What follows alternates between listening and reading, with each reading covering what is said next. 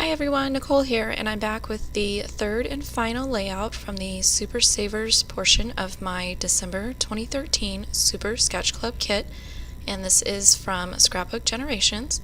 And you basically just follow their sketches and their cutting guidelines, and the Super Savers is sort of getting the most out of your papers and stretching it into 3 double-page layouts. And what's great is when you're done with these layouts, you have 3 sketches with a cutting guide, so you could easily pull from your stash or like a collection kit and different photos and make the same layouts, but they'll still look completely different.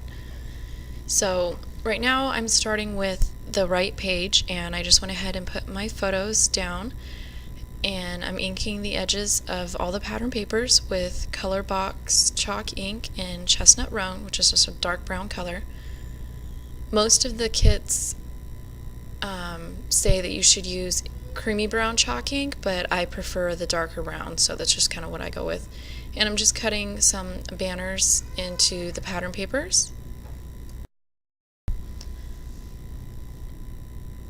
And then I'm going to just go ahead and put adhesive on the back of all of those pieces and line them up along the side of the photos there. And you can see on the left side of the screen I have the sample photos printed out, and those come from Scrapbook Generation's blog. They have a separate tab on their blog just for the photos for these kits because they do not come with photos. If you purchase their other kits, like standalone kits, or if they have extra kits from any of their clubs, those come with photos. And I have a whole pile of those that eventually I'm going to start working on too. And then these little strips were from the pattern paper that had a whole bunch of cut aparts. So I'm just inking those and following the color sample. I tend to use the little photo printouts more than the sketch. It's just easier for me. And then this little piece came from one of the branding strips, and I said before, I keep all of like the extra little pieces in a pile on my desk just so I don't have to go digging through the garbage can later.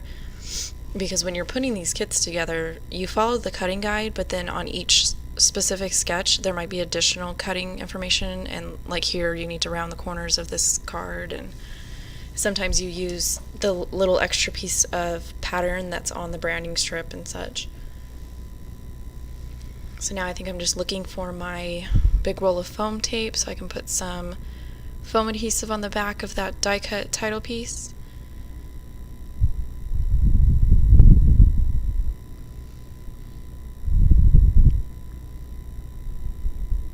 And then here I was grabbing the other little manufacturer strip so I can get that last little banner piece on there.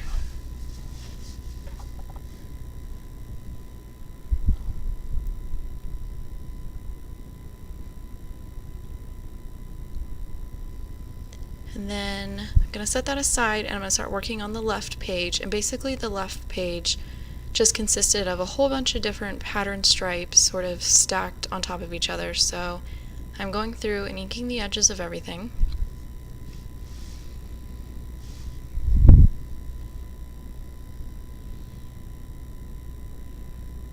And this part of putting these layouts together is, for most people, pretty boring, and probably pretty boring to watch, but I didn't really want to edit the video all that much. And this is the part of the layouts that I actually like putting together, putting the paper and the photos down. It's the more relaxing part for me. And typically I just will put Netflix on my laptop and just kind of listen to a show and put the kits together. And there you can see that's part of the instructions that comes with the kit. And I was just double checking the placement as far as how far down the page I needed to start adhering the strips.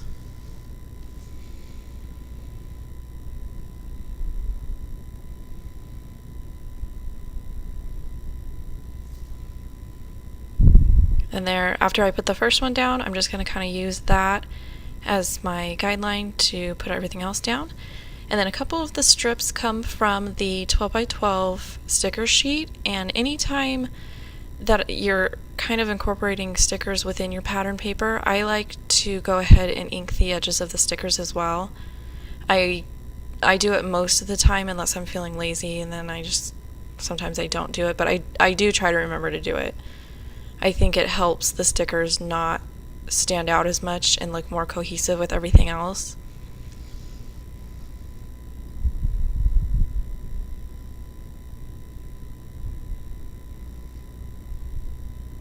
Then I'm just going ahead and putting those other strips of pattern paper across there. And I think this was the only one out of these three that I didn't really change up the photos. The only thing I did was one of the landscape 4x6 photos, I did use 2 3x4 photos just because I had 6 photos that I wanted to use and there was only 5 photos on the placement on the sketch. So I just kind of squeezed 2 into one of the photos, and I didn't have to change any of like the layout of the layout.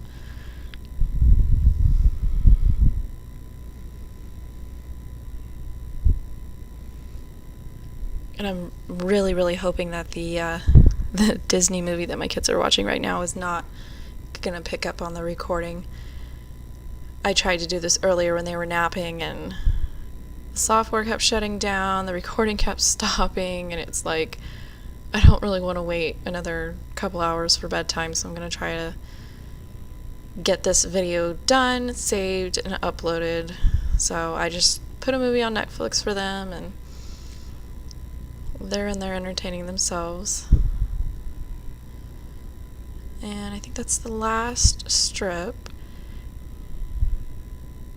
And I really liked the way that looked. I hadn't come across a kit that did that yet. I mean, I've got, over 20 kits backlogged, so I'm sure this concept is in another Super Saver. But I really liked the look of the different patterns, just, a little bit here and there mixed with the stickers. And then I'm just making sure that I like where my photos are going to go, and I'm going to go ahead and line them up and put them down.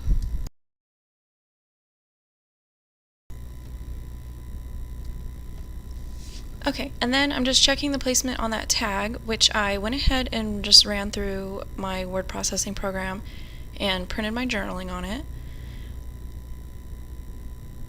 And then I'm going to put some foam tape on the back.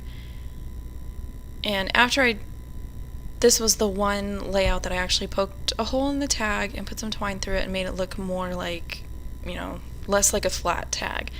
And I really wish I had done it with the other 2 layouts, but they're already kind of adhered so well on my page that I really can't lift them up. So I'm just gonna try to remember next time that I prefer the look of the twine. And then I'm just gonna put a little bit of glossy accents on the knot so that it doesn't come undone.